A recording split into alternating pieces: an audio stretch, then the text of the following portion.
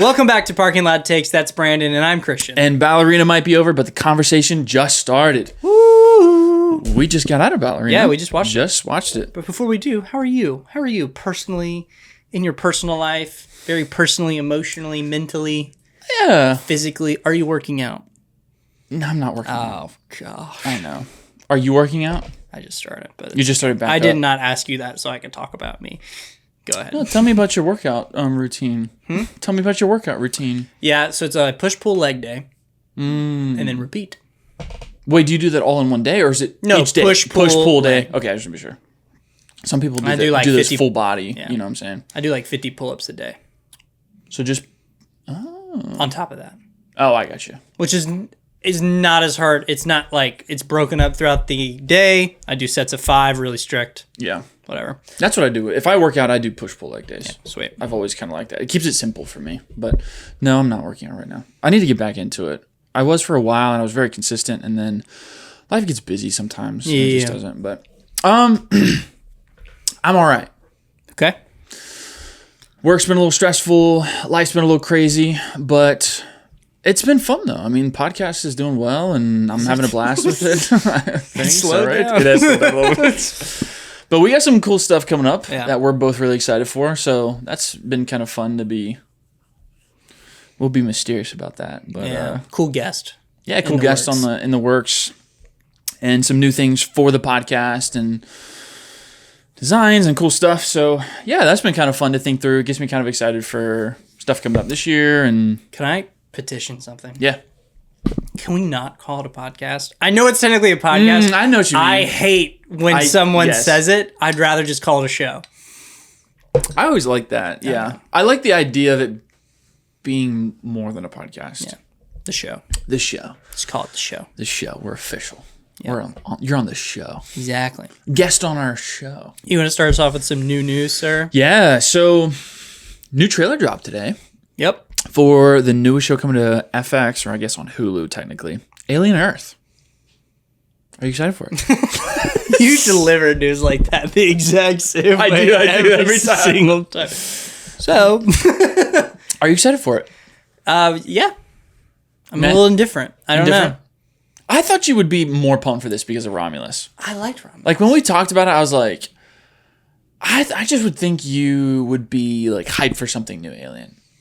I am. I'm pumped. But it's not for a this. guarantee. But here's the thing. It's no, I know it's not. It's not a guarantee, and it's not like it's the same director as Romulus. He's coming back, and they're doing, something in that vein. That no one said that. So to me, it's not stoking. I kind of feel like Romulus will be a one-off event. I would love for it not to be. It's just a feeling. Unless they get that guy to come. I don't know who the director is. Fede Alvarez. Yeah. Unless he comes back and he keeps. And they're like, we're sticking to this. Mm-hmm. This guy kills it. We're doing more of him. Yeah. I don't necessarily have a ton of faith spread out through the rest of the franchise. Yeah. I mean, I just know Prometheus. Oh my gosh. How high do you have Prometheus in that overall ranking? Low, right? Yeah. I thought you were a little. You like it more than a lot of others. I just thought it was interesting. I here's the thing, or I've already said. You come up with more phrases, dang it! You gotta be kidding. Let me talk. Let me talk. What the heck was it? I loved the idea in the premise that Prometheus and Covenant deliver on, which is the life formula creates the engineers create humans create AI, and AI creates the xenomorph. Yeah. I thought that was really unique. Mm-hmm. And that kind of topple over where each generation of creation wants to create evolve or create its own thing. Yeah. And the engineers create man create AI creates the xenomorph. And so I thought that was really cool, the perfect life form, whatever he was going for. I liked that kind of overall idea. Yeah. And I gotta give credit to something that just kind of throws a formula to the wind a little bit. Yeah, that's true. And kind of just goes for it. Yeah, and it lands. That's for sure. You think it lands? In some ways, other ways not so much. But I would probably be a little bit more positive than a lot of people hate on that movie a lot. They think it's awful. I give movies credit for this, and I think what happens is when you have a consistent formula in a franchise, and they throw it to the wind and they start something new, it ends up just being for the next generation. Yeah. The prequels. Yeah, true. That was George Lucas threw the formula to the wind. He was like, we're doing something unique within this world. Yeah. And that didn't land for everybody. The easiest thing he could have done was just be like, all right, we're remaking A New Hope, we're remaking Empire, we're remaking, or we should hopefully deviate from Return. But that's just what the sequels did. Mm-hmm. So I'm always going to give a little bit of credit to something that's kind of like a little different. Just distances itself. Yeah, I just like when they like expand on lore. Like I love like good, interesting lore in like a movie universe, and I feel like Prometheus and Covenant kind of expands that a little bit, so it's interesting to me. It's not just the formula. So I like a lot of that stuff. And I don't know. I'm excited because I've always just really liked these movies. And so Alien Romulus just kind of like relit like within me like, these are such good movies. Like when they're executed really well, they're done very, very good, and they're really entertaining. And I like the overall premise and idea of this world. So I feel like a TV show, I'm just excited to see a TV show and sit with it kind of in a longer form than just a movie. I kind of want to see what they do, if they expand on it or do something interesting. And the trailer, I think they're doing some interesting stuff. It looks like there's a neat concept in there. There's a really neat concept in there. It looks like we're getting some new aliens or something else. Like other creatures. There's some lines like when he says 5 species from like the darkest parts of the universe. Sounds like we're going to get more than xenomorphs. They show like a little image of a different alien as well. I don't think we've ever seen that one before. So I'm curious to see what they do adding to the Alien franchise, because it looks like they're trying to do more than just a rehash of what we've seen. So I think it looks good. I think it looks interesting. It looks well done. Did you watch the Welcome to Derry trailer yet? No, I haven't. I don't want to. Is it weird? I'm more excited about that. Yeah, it is. Because you're not a horror guy. I just love you have like it, man. Pennywise was good. I'm just telling you, it's not like it's Sinister or Paranormal Activity or Insidious, where they're just designed to scare the pants off of you. Yeah. I think it does a good job feeling like just good movies that just are scary, and they have a scary element to it. Do you feel like, are the It movies a good gateway into horror? Absolutely. I had not seen a horror movie ever, and I watched It, and that was good. You feel like they're tolerable enough that you could just like come into the movie, watch it, get some scares, but like it's good enough that maybe you go, oh, okay. Yeah. In the right format, if it's not too scary, I could watch horror. Oh, yeah. Interesting. Dude, those trailers look terrifying to me. I just like, I don't know. It does not seem like a gateway horror. It seems like a horror. Does this help at all? Do you know Pennywise is an interdimensional being from another dimension? I don't know if I knew that, no. Does that make it less scary for you? It does for me, that it's not a demon or something like that. Pennywise is from another dimension. That would make sense just from the plot that I know. But so the whole premise around Pennywise is he shows you your worst fears, right? That's just what I don't like. The idea of Pennywise being dimensional, I don't think I really... Pennywise himself is not that scary to me. It's the idea of him showing you your worst fears is what's scary. Yeah, but it's not. You're not seeing your worst fears, I guess, though. Well, yeah, but you're seeing people's worst fears, and that's scary. A lot of times it's bugs, bro. It's bugs and a blood filling up in a bathtub. I don't like that. Really? That Isn't there a spider lady? Much? You'd be all right. No, don't say that. That means there is. That's in the second one. That is in the second one. And it's just Pennywise top half, spider bottom half. It looks whack. It's CGI fest. Literally sends shivers down my spine. No way. I can't stand it. No, I can't do it. Okay, so what I remember from the second one, the trailer isn't it like an old woman? Like running That's around? Horrible. That's the awful. Scariest thing in the entire thing. I remember watching the trailer and being like, there's no way. When the woman she like runs across chapter 2, and it's like the in the foreground, and she like across the walkway. It's terrifying. I can't do it. It's so bad. That's enough for me to not watch it. I can't do it. Here's the other thing with that. They literally showed you the whole thing in the trailer. Oh, so I've seen it, Ben. Yeah. Basically, then. It was enough in the trailer. So there's nothing new additional onto that is so terrifying you won't be able to deal with it. I don't like it. We'll see. Maybe I'll get around to it. I promise you'll be all right. There's some really interesting shots where there's stuff going on in the background that just never address. Oh, really? It is cool. Like just creepy or just like slightly noticeable, but they don't ever do anything with it. They never talk about it. Nothing ever happens with it, but it's just happening in the background. Ooh. It's cool. There's one where it's focusing on one of the kids, and it's just a shot of him reading a book. And at some point, you notice this old woman is just is like this, like way off in the distance, and it is. And nothing ever happens with it. Nothing, and it's just that for like 2 seconds. And when we saw it in the theater, we all went like that. Leonardo DiCaprio, hey. hey, turn around.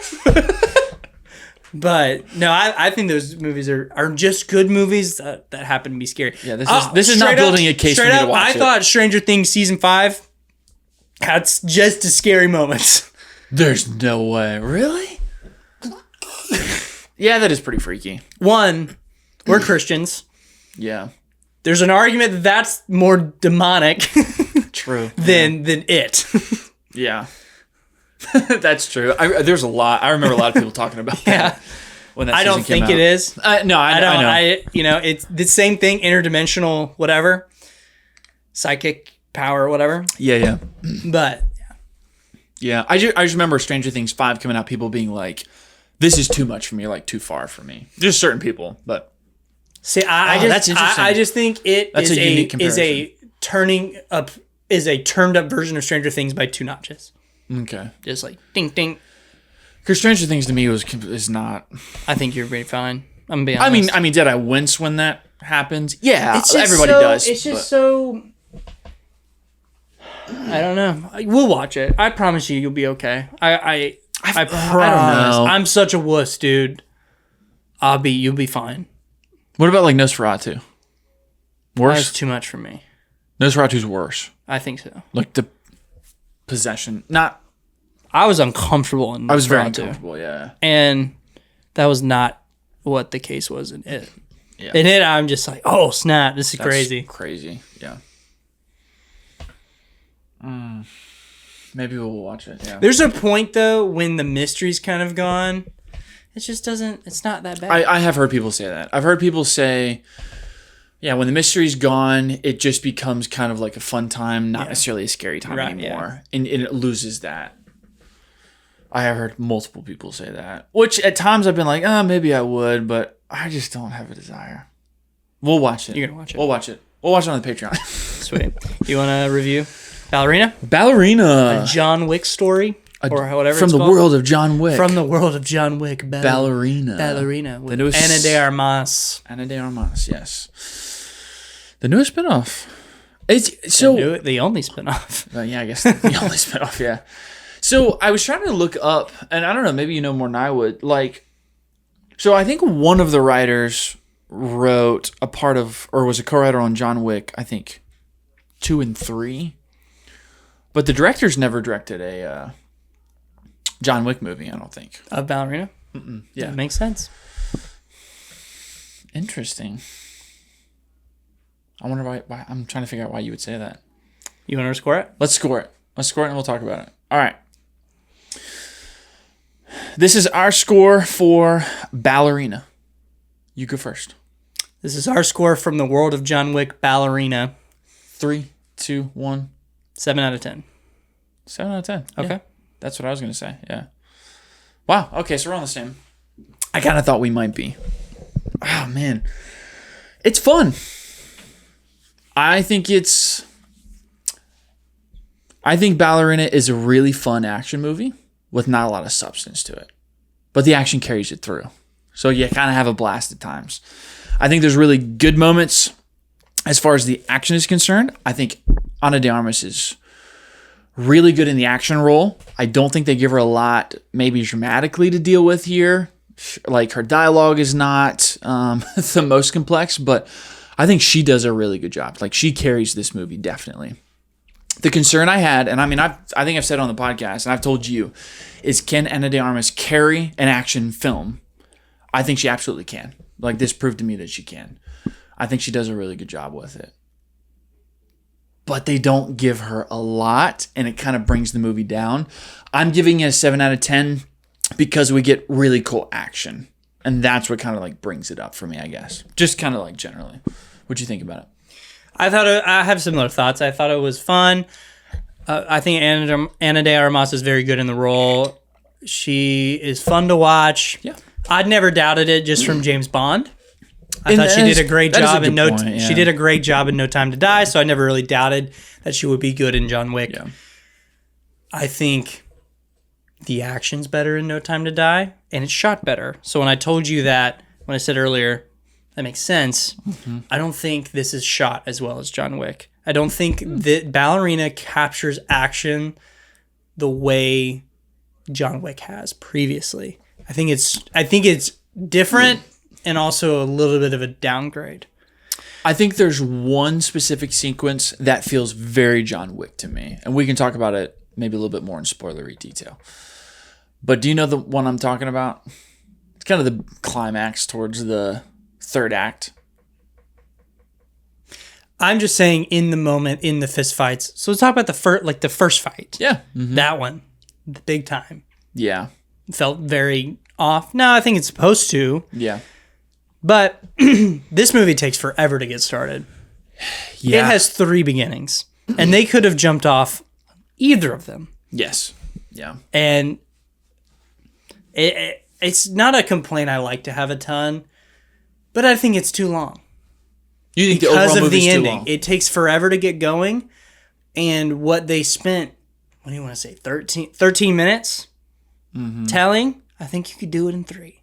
So I like the idea that we sit with her a little bit longer to give her a little bit more backstory, but I definitely think it could have been condensed into kind of like a montage potentially. Absolutely. Like, so when quick scene of her when she's young.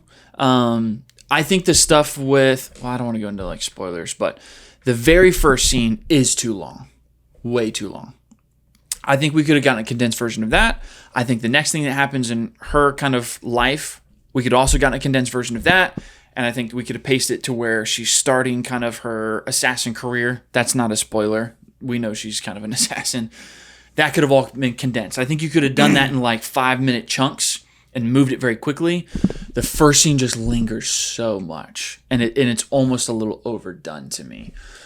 But I do like the idea of sitting with her a little bit longer. Like, I didn't want to jump right into it. I'm glad we got a little bit of backstory because I cared for her a little bit more. And I like that because the rest of the movie, she doesn't get much else. It's just action. So it does lay the groundwork for me to care about her through just action scene to action scene to action scene, if that makes sense. Here's how I would fix it. I would start at the second beginning where it's the training. Mm-hmm.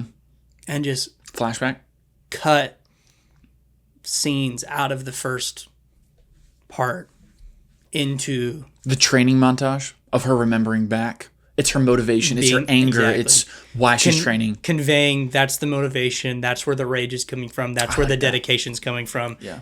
And then the first time it's like cohesive story starting is the bathroom pulling the blade and whatever. Yeah. I like that. That's a great idea. Because this doesn't really pick up until there's a moment where she kind of turns and kind of goes on her kind of arc or whatever you want to call it. And that's like halfway through the movie. The first probably 45 minutes of this is all set up. So it does drag a lot. And then it kind of gets going. Once it gets going though, it's really fun and it's paced very quickly. And I like that. But it does drag a little bit in the beginning. I'm with you on that. This movie is violent. It's a lot of action. Like, it heavily leans on the action. There's not a lot of downtime. That's just like John Wick, though. Yeah, but John Wick has a lot more scenes of John talking to different characters in the universe, like dealing with Continental, dealing with lore. There's a little bit of that. I mean, it definitely expounds kind of on that, or maybe not expounds, but uses and leans into some of the Continental stuff. We see some characters that we know, but it leans a lot more on the action. Maybe in the later movies, but in the first two, no. The first one is... No, I mean, they spend a lot of time with, like... Just about the same amount of time that this one does. I promise. I don't know. It feels to me like this is just like pumped with action, like more than some of the John Wick movies. Because I'm thinking of, when I think about the John Wick movies, I typically think about like 2 or 3 really good sequences of action. There's action all throughout. This one, it's like action scene, small downtime, action scene, small downtime, action scene for like the entire movie, like just all the way through. They don't spend a lot of downtime talking and conversating.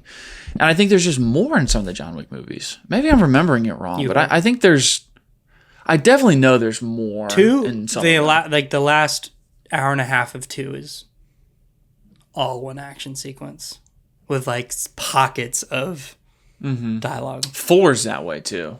I mean, the whole back half of 4 is all action. Because in 2, it's the ending of 1, blows up the house, just gets going, kills the sister, fights his way out, gets confronted by her security guard in the Continental, leaving Continental, and then further action scene with that security guard, and then also dealing with the bounty, and then confronting the ambassador guy.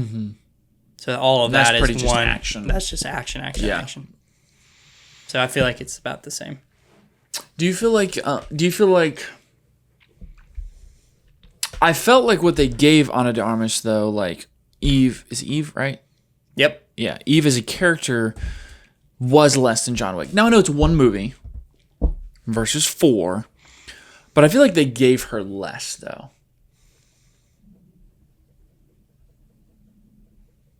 Elaborate. So I think they spend a lot of time setting her up. I think that's good. It gives some motivation, forces you to kind of care about her. But beyond that, she doesn't get a lot. It's very much carried by the action. And I know that's the point of these movies, but I am looking for substance in these movies as well. I see what you're saying. Personally, for me, I just don't think they land the plane on the moments that are supposed to give her more as well as they meant to.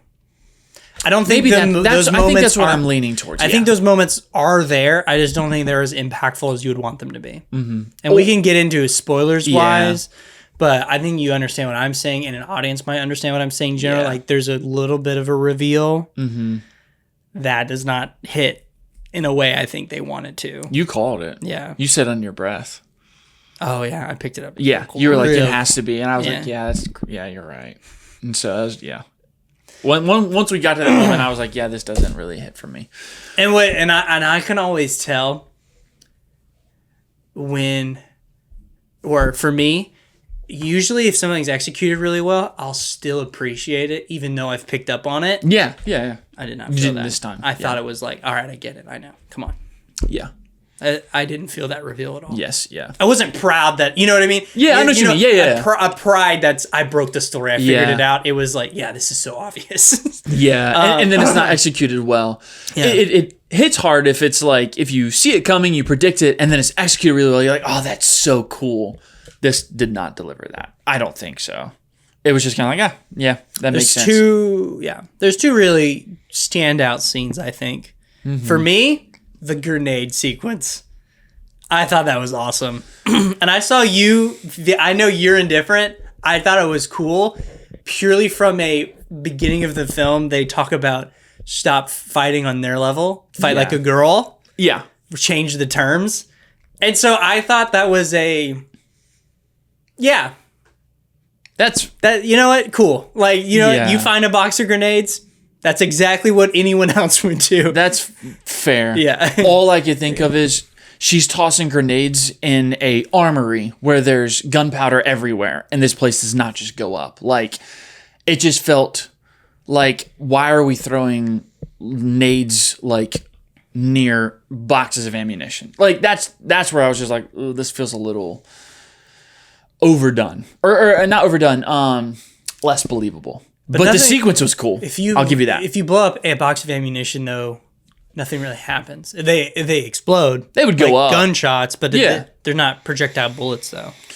I guess maybe in my head I was just assuming this is like a loaded up armory. Like she's tossing nades, stuff's gonna start exploding. You know what I mean? The reason a bullet goes is the barrel. Yeah, I know. Gun. So because there's, but it would be ignited. Sure. So I would think a grenade would ignite some of these flammable or explodable things. You know what I'm saying? I'm not saying that the whole place would go up in an explosion because of a box of ammunition. I just was like, she's tossing things like near very flammable, very sure. What I'm things. saying is all that would change about the scene is you would hear rounds crackling off like firecrackers. Yeah.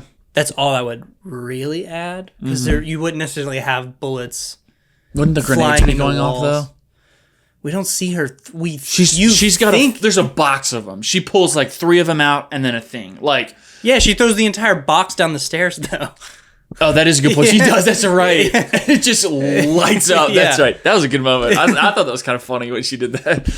She does throw the box. Yeah. I guess if you suspend it and say that she used all the grenades, it's fine. In my head, I was just like, this is a loaded up armory. They're talking about how it's loaded up, and she's finding grenades and like freaking rockets and stuff. Like, stuff's going to explode. So for me, when she was just tossing, I'm like, this is risky. Like, this is risky that she's just tossing grenades and hoping things don't explode. Because if it catches a box of nades, like, it's going to go up. Yeah, maybe. But she's not worried about that. Not at all. But the sequence is very cool. It's creative. Yeah. Here's what I'll say. This movie definitely comes up with new, fun, creative ways to kill people. Yeah. It could be a rehash of the John Wick movies, but they do things that are fresh, and it is really cool when it happens, and I do like that. It definitely brings the movie up for me. I'm sure also this happens in the John Wick franchise. They're just not coming to, or the John Wick movies, but they're just not coming to mind right now. There are some absolutely beyond unnecessary kills. Oh, in yeah. This. The taping the nade to the guy's face and then dangling him off of a balcony just to explode. Oh, that's awful. What? So random. Yeah, that is really random. The one with like the table where she like straps it and just kind of leans over, and it just... I didn't hate that one though. It goes off next to her freaking head though. Like, I was like, she's going to get rocked. That's a little bit of a fail on the filming side. I think that's a fine idea though. Yeah, it was just like, it wasn't enough time for him to get behind the table. It just cuts. It's too quick of a... Yeah. We don't see the body drop behind the table enough. Yeah. It just... Yeah, and so I was like, dang, that goes off right next to her. And she stands up. She's clean. I was like, that's a little bit much, but yeah, there's... There's something I want to talk about, but it's spoilers. Yeah, let's talk spoilers. We can move on. Yeah. So this is spoiler warning. Go see it and come back. John Wick is so unnecessary in this movie. I would have preferred him not to be in it at all.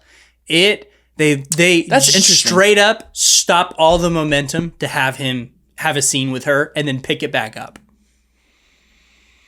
In the third act, you mean? Interesting. I thought it was the right amount.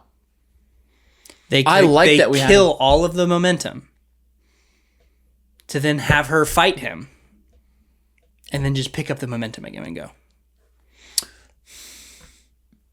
I see your point. The scene where they stop and fight does feel a little bit of an abrupt halt.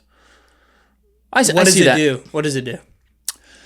So I will say my initial reaction was, I think he's in the movie enough. I'm glad he wasn't in the movie more, because I think it would have retracted from her character. But I think he's in just enough that it lets her shine. It's not a John Wick movie. They don't rely on it. But I think they use him in a way towards the end, especially with this kind of timeline of him being between 3 and 4. They use him in a way that I think in the third act makes sense. Especially with kind of him giving her the time and him kind of shooting the guy. And I think it's just enough to where you feel the presence of Baba Yaga, but it doesn't retract from her. So I didn't mind it. I thought it was a good amount. I like the fight between them. He's kind of pulling his punches. He's like, just get out, just get out. And it makes sense for his character where he's at in kind of the John Wick timeline too. And I liked it. I thought it was good, but I didn't think it was too much. You said it makes sense. Why does it make sense? That's my thing. Is I don't think it justifies itself, and it doesn't do anything for the story. You don't think it justifies? You don't think him being there justifies itself? Other than just him being there? Mm-hmm. No. I think the setup of they definitely set up this dynamic of you can't screw with these families, and I think for her to do this, the dialogue between the director and the leader of this cult or tribe, as they call it, or whatever, I think it makes sense for them to send John Wick. So I think it makes sense for him to be there.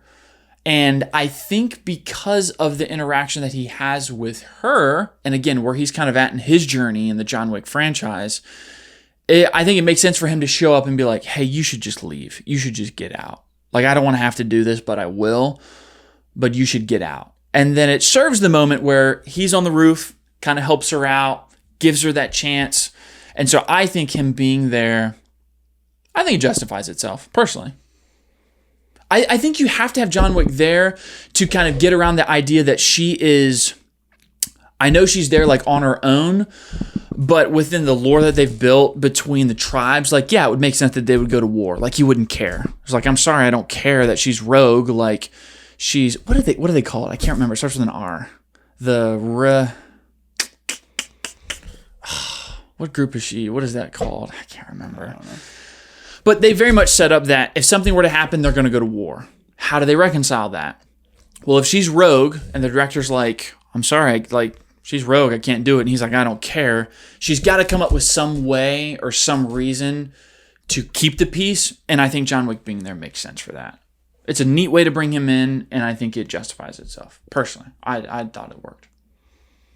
I just don't feel that way. I think because of what they set up in 3 and what they show you in this movie, where they're like, you punched your ticket, you were no longer helping you.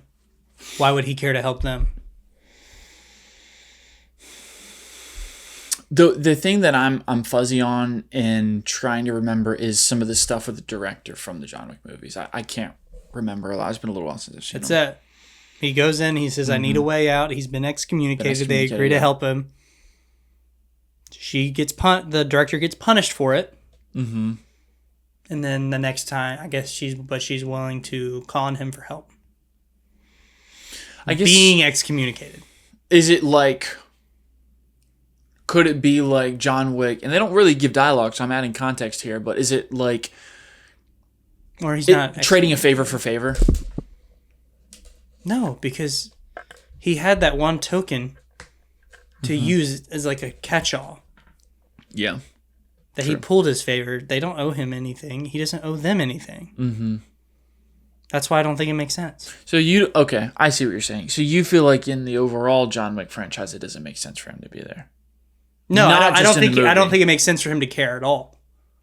I understand there's a gap of time where he's doing things, but why just continuity wise, we see them, the last time we see him interact with the director is, you're done. We have no relationship or established, we don't owe you anything. And then the next scene is, I have someone I can call, with nothing in between. Mm-hmm. That's interesting. I hadn't really thought about that. But if you take him out and fix one thing, he doesn't even need to be there. Mm-hmm. I think you could have either pulled Halle Berry's character. Yeah. I would have rather seen that. That'd be cool. Or the lady that trained her to go and get her. They definitely could have done that.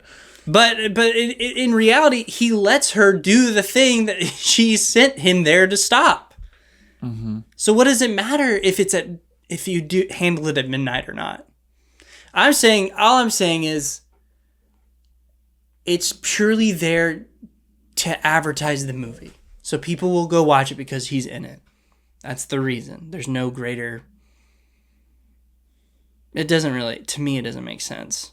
Or it's not as obvious, or it doesn't fit in like the perfect puzzle piece that it should be. Mm-hmm. Yeah. You know what I think would have been cooler? If this took place after 4. And that was the reveal. He was alive.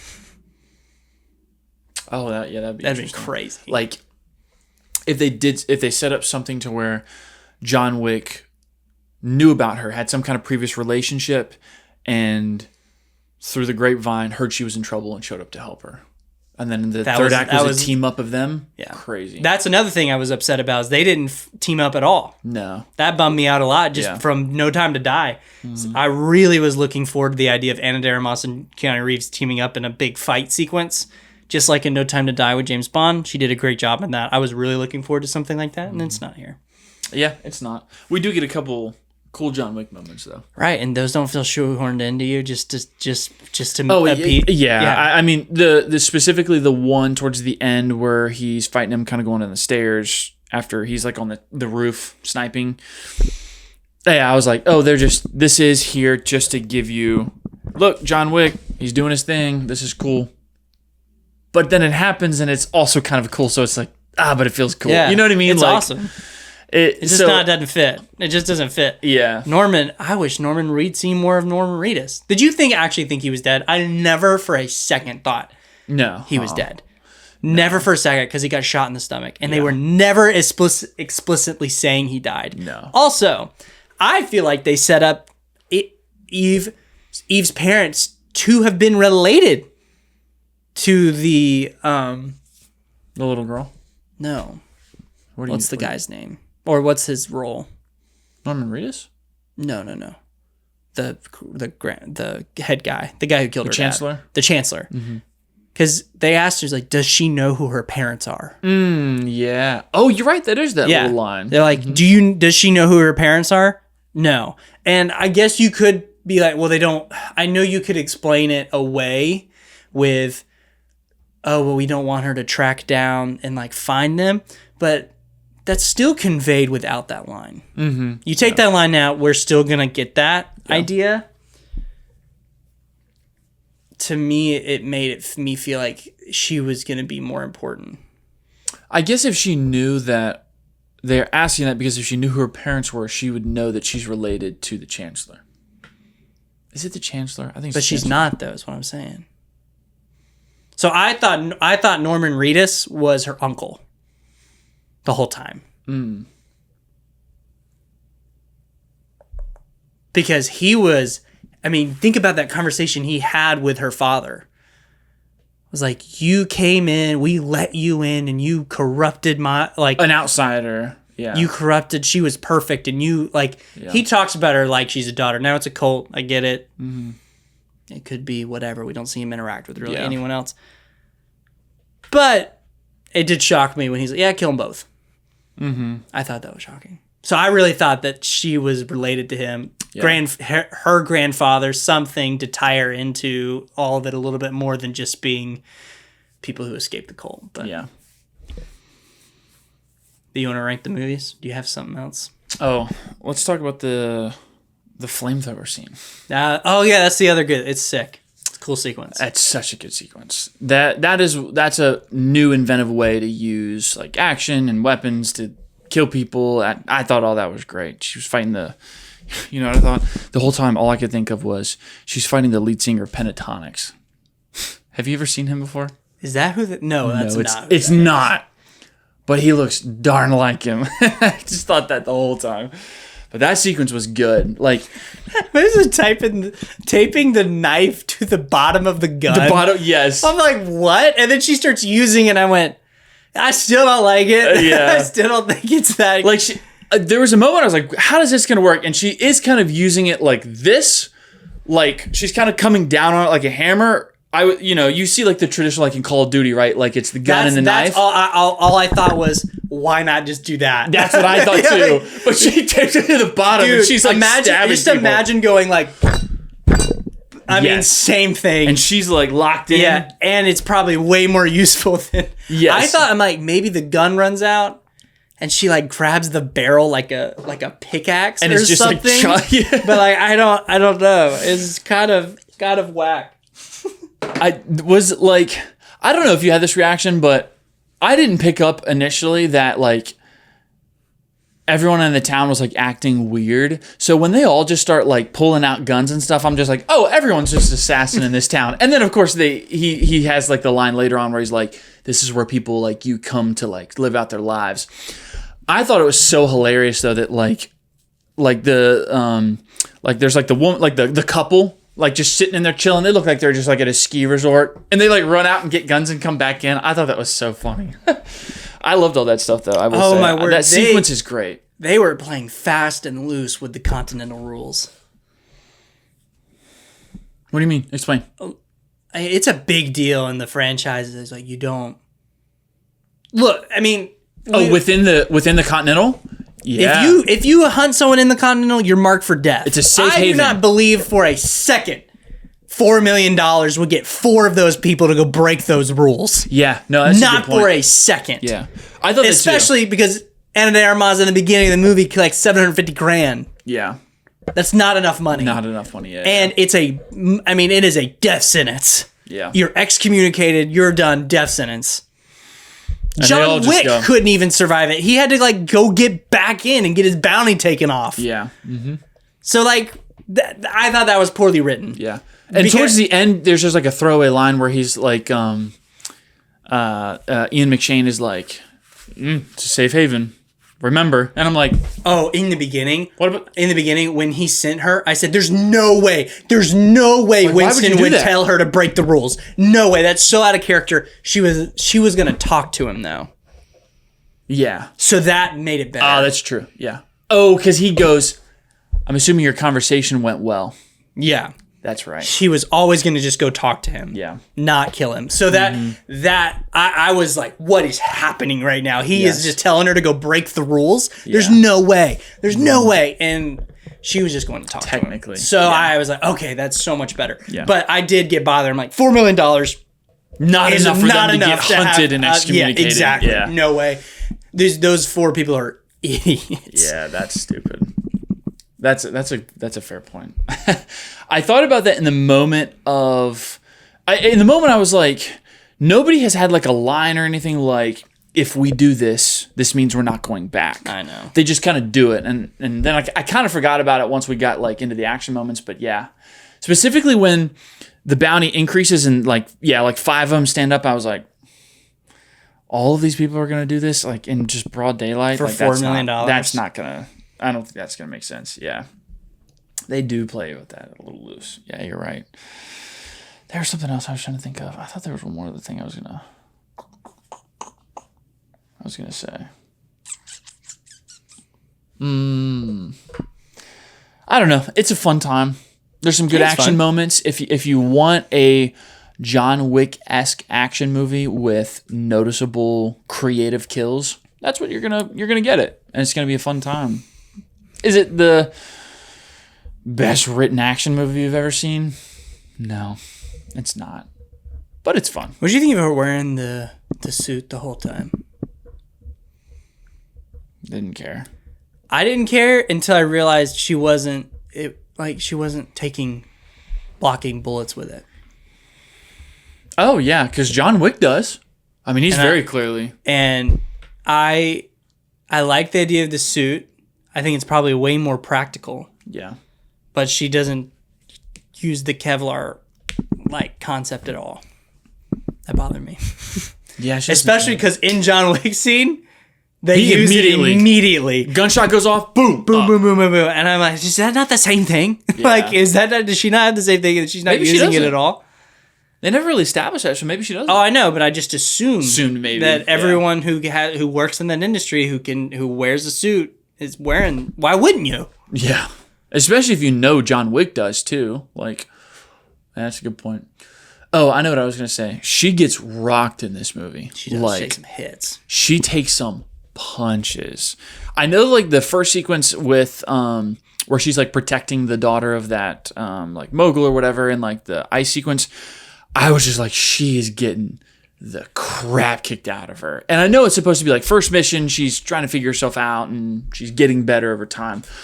But there was a couple moments where I was like, this girl's not getting up from that. Like, there's no way she just shakes that off. And specifically when they're in like the little bar in the town, she gets into the town and the bar, like that guy's just thrashing her onto the table and throwing her through like glass. I'm like, there's no way she gets up from this. That's crazy. It's not always believable with John Wick, but there's just a couple moments where I was like, there's no way. I wouldn't get up from that. Like, I don't know. It was just a little noticeable sometimes, but she does a good job though. I don't know if you're the benchmark for. I'm not gonna say like. I'm not saying I would lived be. a life training for that. Yes, so. I'm not saying I would be more capable than her. You want to rank them real quick? Yeah, let's rank them. So, what's your ranking of the John Wick franchise? So I think you want to go from 1 down. Sure. Let's go from 1 down and then see where Ballerina falls. So I think, dude, I hold 4 very high. Okay. Let's go,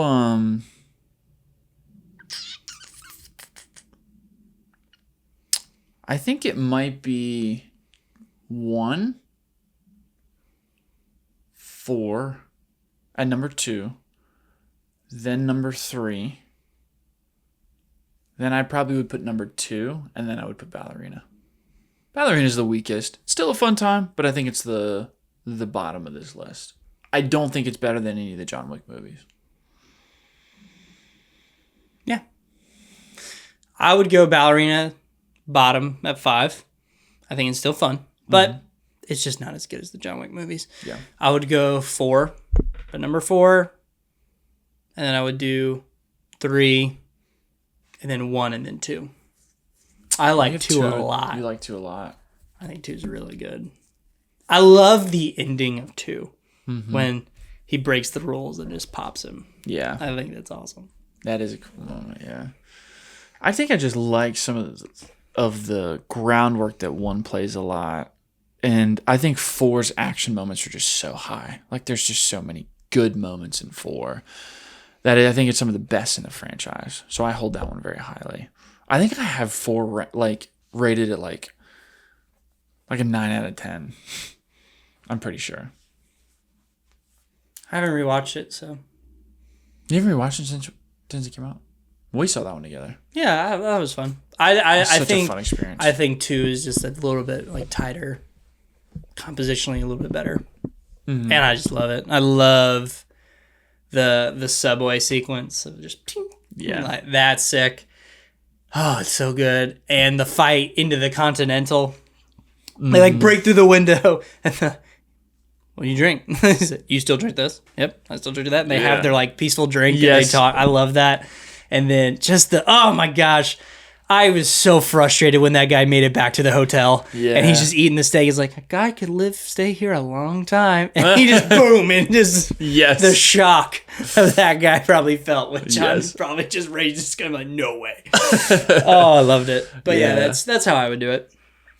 Do you think this is a movie that justifies being made? Yeah, I think so. I think Ana de Armas kills it. You think they'll give her another one? I hope so. I don't want her to be done. I'd like to see more. I would too. For sure. I think they could. Do we think John Wick is dead? Do you think he's definitely dead? No. I've never thought that. I never thought that either. And there was also like too much going around like in the real world about 5 that I was like, yeah, that makes sense. He's not dead. Yeah. Like he's confirmed to make another. He's making another one. Right. So I don't know if that's why would you kill him and then make another one? I don't know. It definitely lessens the weight of 4. I just like the idea of him dying to like have peace. Yeah. But I guess they're gonna undo that, I guess. Would you like to see him in his prime when he's actual bodyguard and? Oh, I would love that. I think they should leave 4 where it's at. I think he should be dead. And I just don't think that it's not why not shoot him in the chest or whatever? Why like in the abdomen where I totally feel like they could save him. Yeah, I mean, when we finished that, I was like, yeah, there's so much room here for him to be alive. I don't buy it. And then like weeks later, they were like, confirmed we're making 5, writing it. I was like, okay, that makes sense then. Like, they're not going to do a John Wick movie without John Wick in it. So I think it would be cool to do a John Wick prequel or something different than just doing a sequel. How is nobody not in the John Wick franchise? Oh my gosh, it fits so perfectly. It's so perfect for the John Wick franchise. What if Nobody 2, at the end of it, Please. John Wick shows up? Please. Do you know how easy it would be for them to do this? It makes so much sense. I mean, it would make so much sense. It needs to be. Or they do make John Wick 5 and he shows up.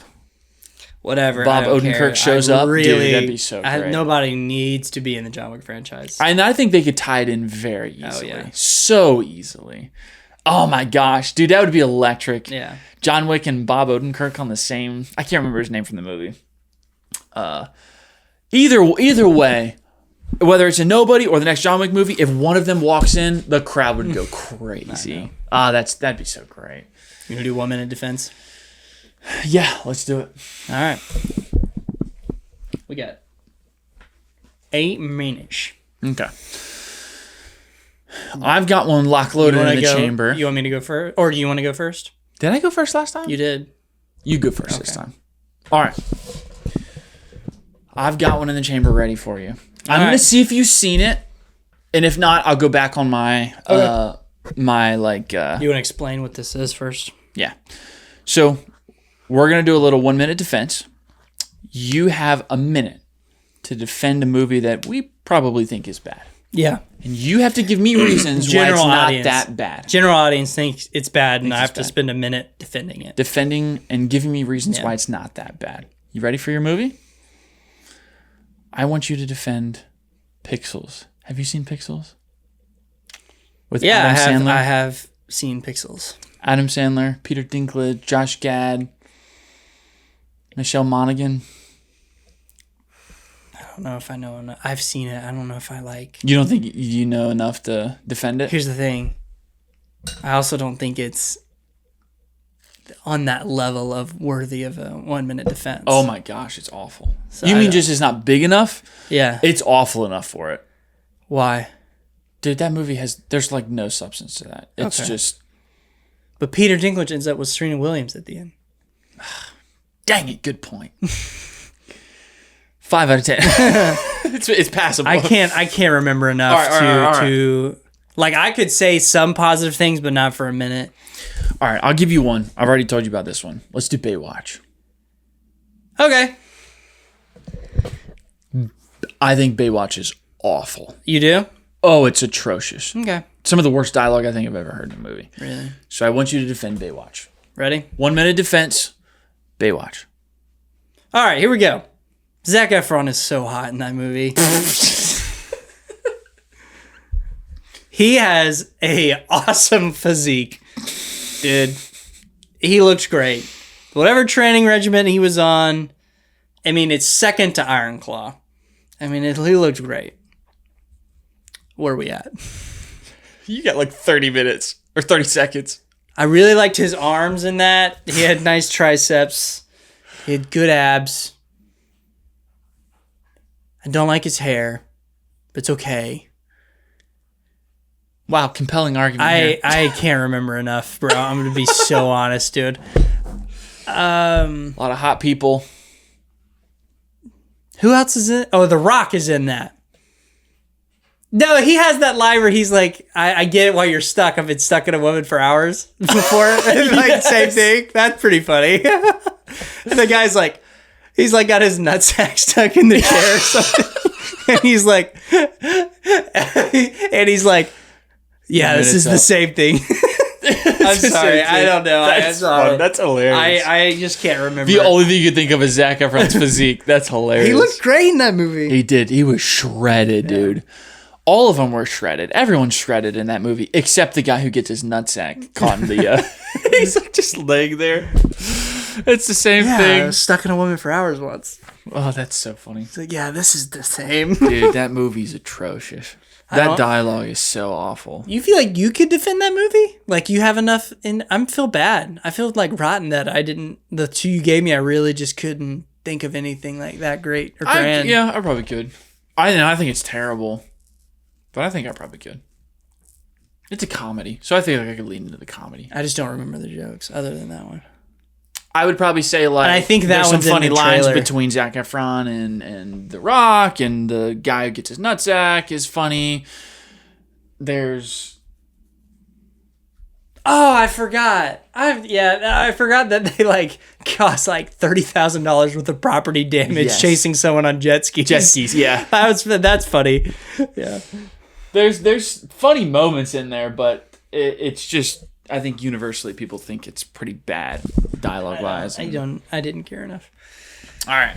Like under like Outlaw or Green Lantern or whatever.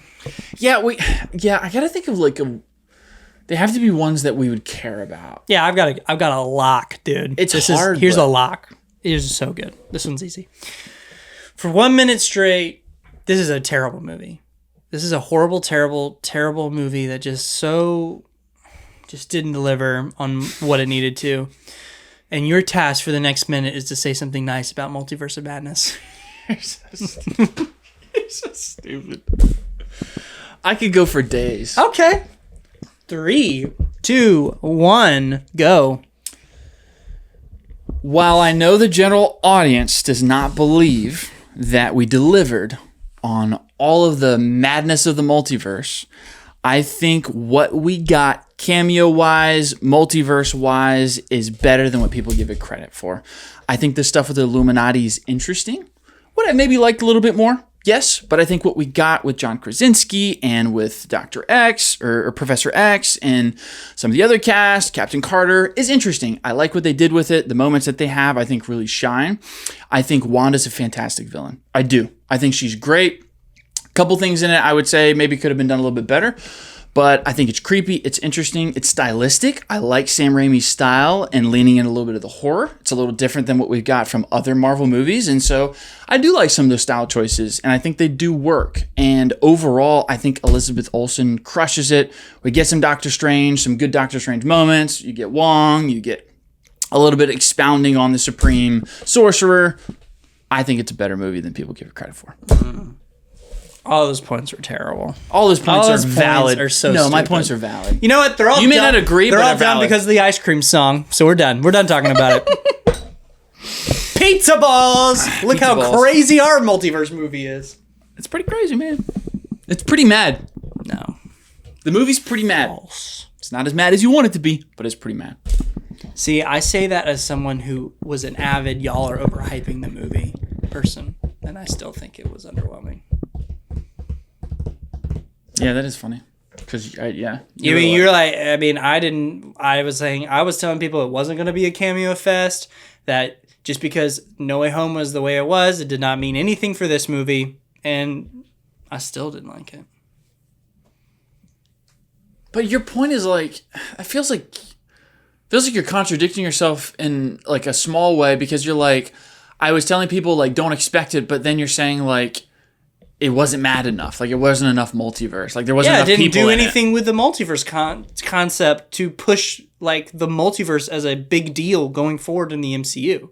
It absolutely just does its own contained multiverse thing and just kills all the momentum, building into something like Loki, building into the Kang Dynasty. It just kills all that momentum because it doesn't do anything with it. It does its own self-contained thing. So because it doesn't set up the overall universe more, it's not a good movie? One half of the movie is a completion of WandaVision. The other half is some weird attempt at multiverse story.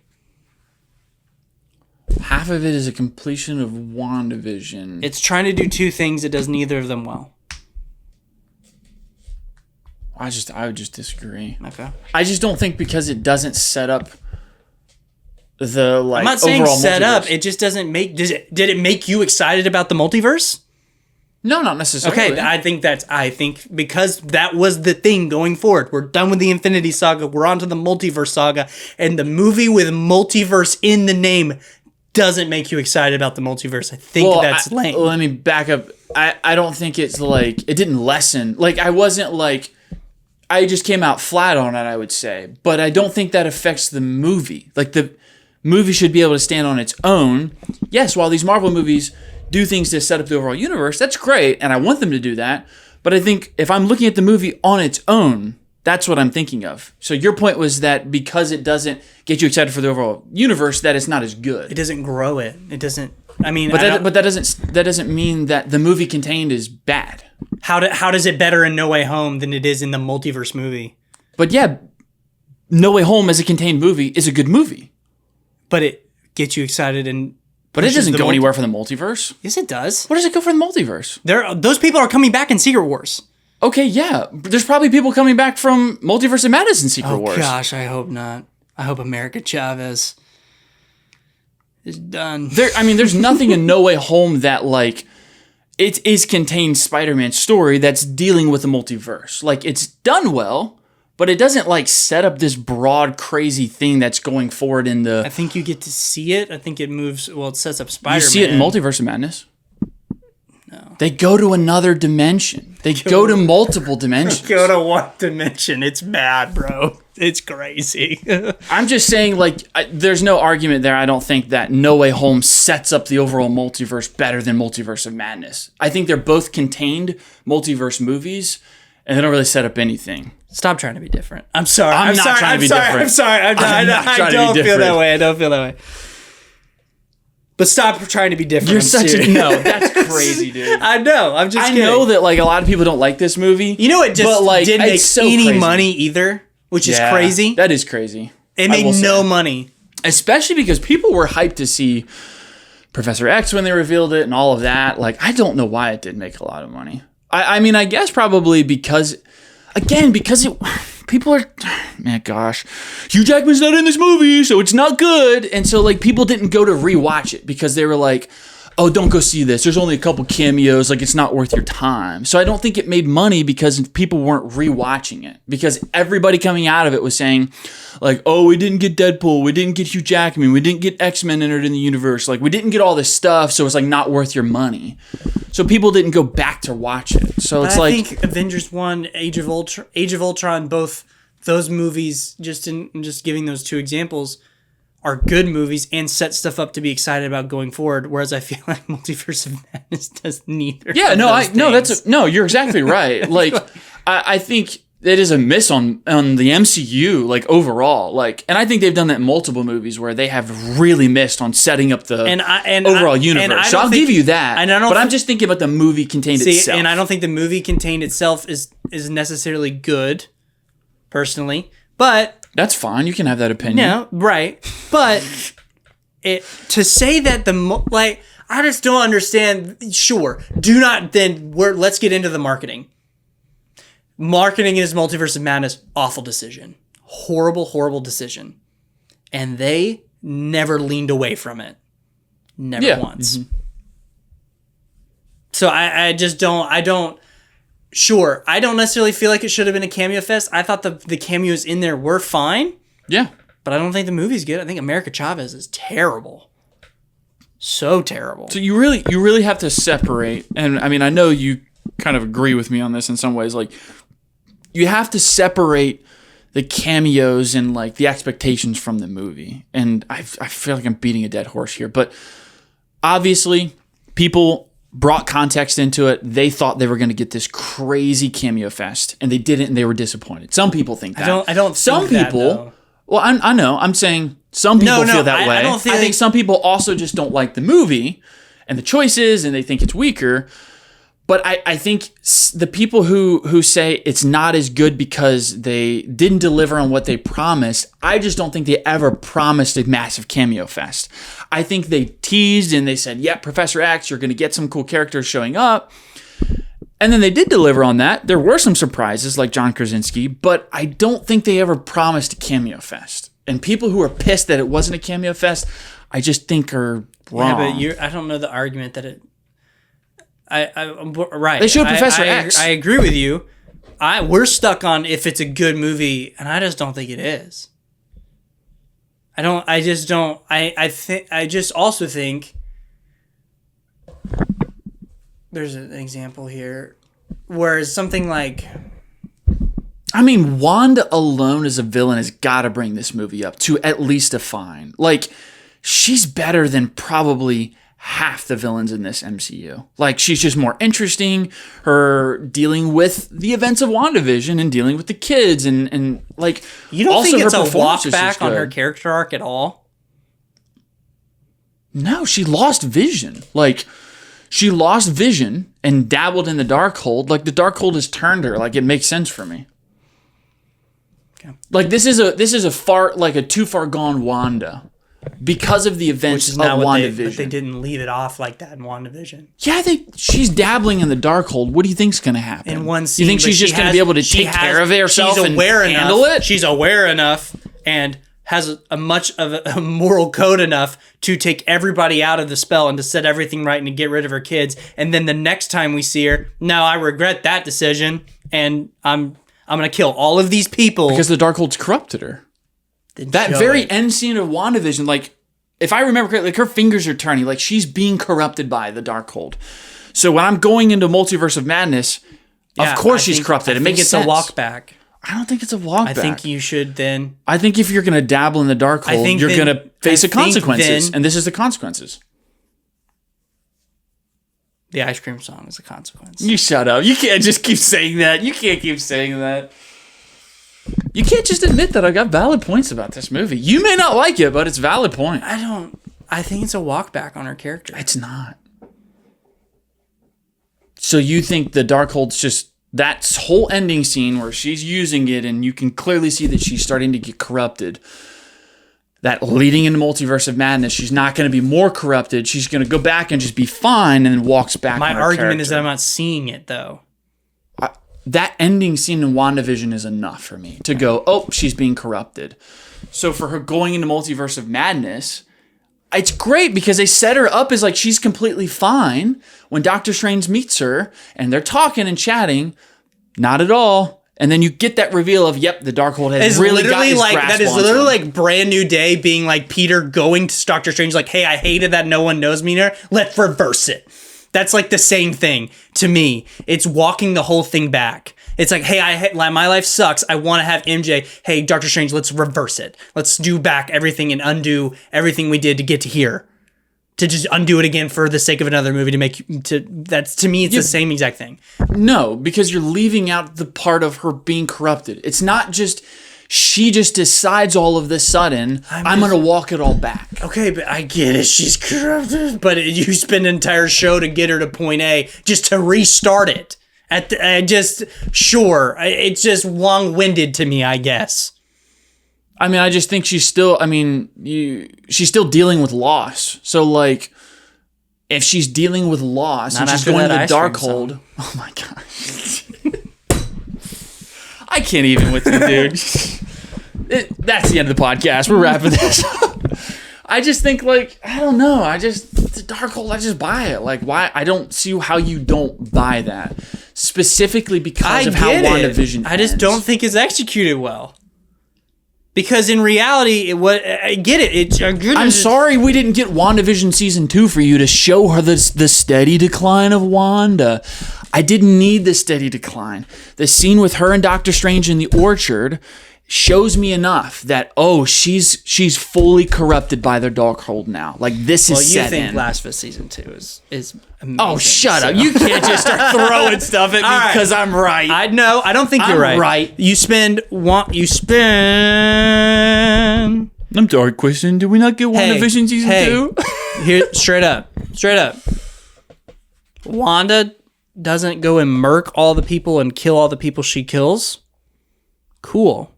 But I think it totally, even though it's corrupting her, it negates the arc we see in WandaVision and it makes it null and void. How? Because what's the point of that character arc? What does that do? What does her character arc in WandaVision do for her? She goes through loss, like it's developed That's not in the wrong way. No, her character just arc. because it's not positive doesn't mean it's her character arc to free the town. That whole thing. What's the point of that? Why go through that and then to start over here. Well, in WandaVision, she's like discovering a lot. Like, you know what I mean? Like, she's dealing with her powers and dealing with all of purposely, that. She knows what's going on. Yes.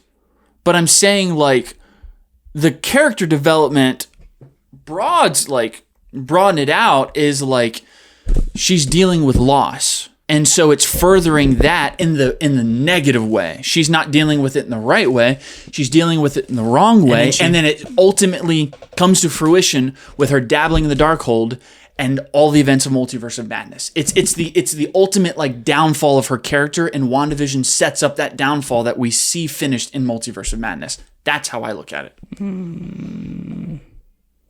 So, character arc, and then Multiverse of Madness kind of starting here. Again, because this Darkhold brings her back. Is that what you're saying? What? So you have start of WandaVision. She progresses as a character. She decides, the right thing to do is to free the town, and I'm in the wrong, and I need to process what I've done. I need to let my kids go. Mm-hmm. And then she gets the Darkhold, and we go back.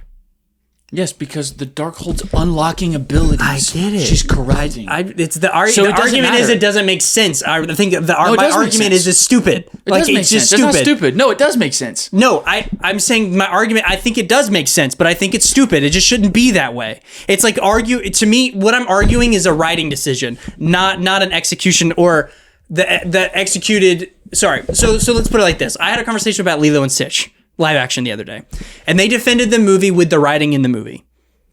They defended the ending of Lilo and Stitch by saying, well, they set it up. That's not, I'm just talking about the writing in general. I think it's dumb. Because when you look at it like this. Exactly. Oh, that's fine. That's what I'm saying. I think the choice is bad because on paper, you progress her character through a show just to reset for a movie. That's my argument. On paper, that's just what I'm saying. I'm not saying it doesn't make sense. I'm not saying that the Darkhold wouldn't corrupt her like that. I'm just on paper. We watch her be a villain in WandaVision while thinking she's the antagonist, and then thinking she does the right thing to then just reset as a villain again. I don't think there's enough of there's no way you ended WandaVision. Oh, Wanda is off the rails, which is what I feel like you needed to end it on to do Multiverse of Madness. I think we did. How? The Darkhold is that's not off the rails though. Because it's a twist. When I watched WandaVision, you think, yes, she has some redemption there. And then when she gets hold of the Darkhold, despite everything that happens, it's the twist of, oh shoot, even despite everything, she's still delving into the Darkhold, which we know is not good, to find a way or find something to bring kids back or Vision back or something. And so I'm in my head, when I watched WandaVision, I thought, oh shoot, even after all of this, she's still going to the Darkhold. So she's twisting, she's corrupting, like it doesn't matter. So for me going into Multiverse of Madness, it makes sense for me. I looked at that scene with her in the Darkhold as a twist. That's how I looked at it. Yeah. Okay. Because why in the world would she go to the Darkhold? Other than to try and discover ways, new abilities to bring the kids back or do something or change reality or something. Understand her powers more. I don't know. But obviously she knows the Darkhold's bad, so she's willing to go into it. So I was like, oh, that's a twist. Wanda's gone. But that's just me. We save all these people. We do the right thing. And now we're bad again. I just don't know how you, You know how you do it? You know how you do it? No, I don't know how you... I don't know how you, don't see that as, a twist for her character. Maybe. That's what I'm just like. But I'm saying we start... I just put a whole lot more weight into the Darkhold. But it's like opening the Darkhold, bro. I mean, we don't even... I think it just starts too far down that path. I think it is far more interesting to start Wanda in Multiverse of Madness as a protagonist and turn her into an antagonist over the course of the movie than to just start as an antagonist, because she does the redeemable thing at the end of WandaVision. So to start it and maybe go through the multiverse stuff trying to deal with it, and she decides, you know what? No, I'm taking this for me, and actually watch the Darkhold grab her and corrupt her over time is just more compelling than it already be doing it. And it already be done. To me, straight up. To start the movie as an antagonist and she's trying to do whatever's right and maybe reveal that there's some ill intent behind it, but really start as an antagonist and watch her corrupt her through a movie is way more interesting than her already being corrupted and already being willing to just slaughter people, which is not where we left off. So I'm sorry, I just feel like you need to actually show it. So you just, yeah, okay. I mean, that's fair. You just feel like you wanted to see the descent to justify how she acts in the movie. We have the same complaint about Revenge of the Sith. It's the same thing as Revenge of the Sith. Multiverse of Madness does the same thing Revenge of the Sith does, where we know why Anakin goes and kills the younglings. We understand why and the reason why it's the dark side, but it happens way too fast. Because chronologically in the story, it's Anakin's a good guy and then he's not. And it's just a dive in deep. Mm-hmm. We both said we'd like to see that progress in. That's just how we would prefer to see it. I think it's the same thing. I think you could totally do exactly what you like about that movie, but start her as an antagonist and really, really make us feel like something's off here. And just, to me, starting the movie off and she's willing to just slaughter anybody willy-nilly when she gave up her kids to free a whole town of people. I guess I just didn't need to see that. I mean, I see what you're saying. I just don't think I needed that. I was bought into it from the start. Have you rewatched WandaVision? I haven't rewatched WandaVision in a while. I feel like it might reinforce it a little bit. I did rewatch Multiverse of Madness though, after we talked about like our MCU rankings. And you still stand firm? Yeah, I mean, I think outside of like the story, like I like some of the style beats. I mean, some of the horror stuff I think is interesting. It's just a little different. And I liked it. I would say all those same things, man. Mm-hmm. I just don't think it wins the movie out as a good movie and a good installment. And I don't care about the box office numbers. Like I don't think that should matter too much. But it is super telling. And here's the thing: if you are right that it's not a cameo fest, but it's still a good movie, then that's fixed with time, right? Maybe. And that has not happened. No one's come around on it. That's fine. I don't need people to come around. No, but that's... Do you understand what I'm saying? I know it might be preference, too. Do you understand what I'm saying? Yeah. People would get over it not being Cameo Fest when they were on rewatch, and it just doesn't happen. Mm-hmm. People still... But I don't think that should matter to you. It doesn't matter to me that people like aren't shifting on it. Like, if I watched it again and I really felt like it was a good movie, I would tell you. But... to me, that's maybe proof that it wasn't just the fact that it's not a cameo fest and everyone's just written it off because it's not a cameo fest. When did it come out? Gosh, that was a while ago, wasn't it? 2020. Was it 2020? My head, I was wondering, like, are we far enough removed from it? But 2021. 3 or 4 years. No, 2022. I was married. Gosh, yeah, you're right. And the worst thing that happened was for it to come out after No Way Home.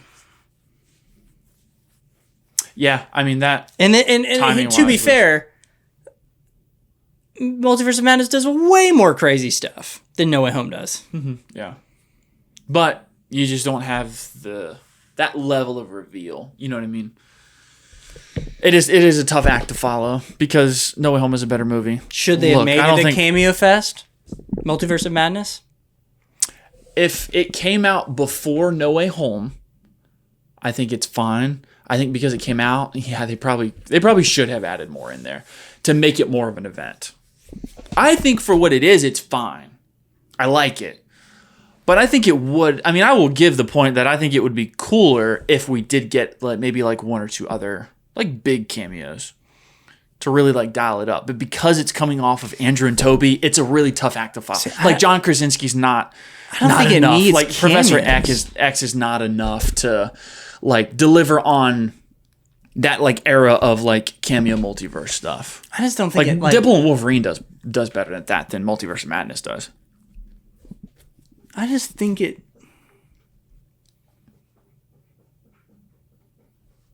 I just don't. I think it is crazy, and I just don't think. But I just do not. I don't think cameos are what it needed. Or no. I'm only saying that to your point. I'm only saying that to your point of because of No Way Home. You know what I'm saying? Like the reveal of Toby and Andrew is huge in a multiverse movie.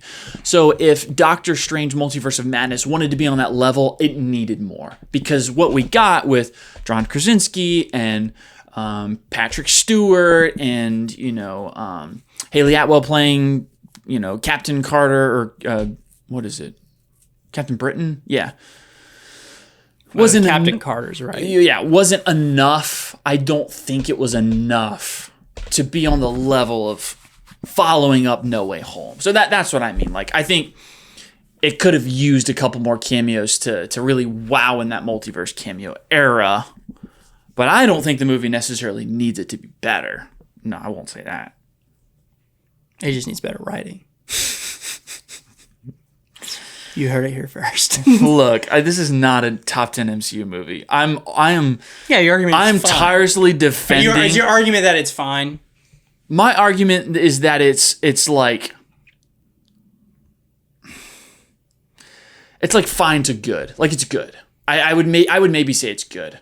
It's not great, but it's at least fine. It's at least a fine movie. I think you could sit down and watch this, finish through.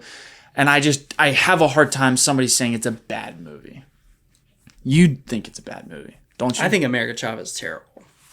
And I give you that point. Nothing to do with the actress. Like, it's just I give you that. She defeats Wanda by punching her. Yeah, I don't think America Chavez is great. And on rewatch, she is a little worse, I will say. I'd give you that point. I mean, yeah, I'm tirelessly defending a middle of the road MCU movie. I just don't think it's bad.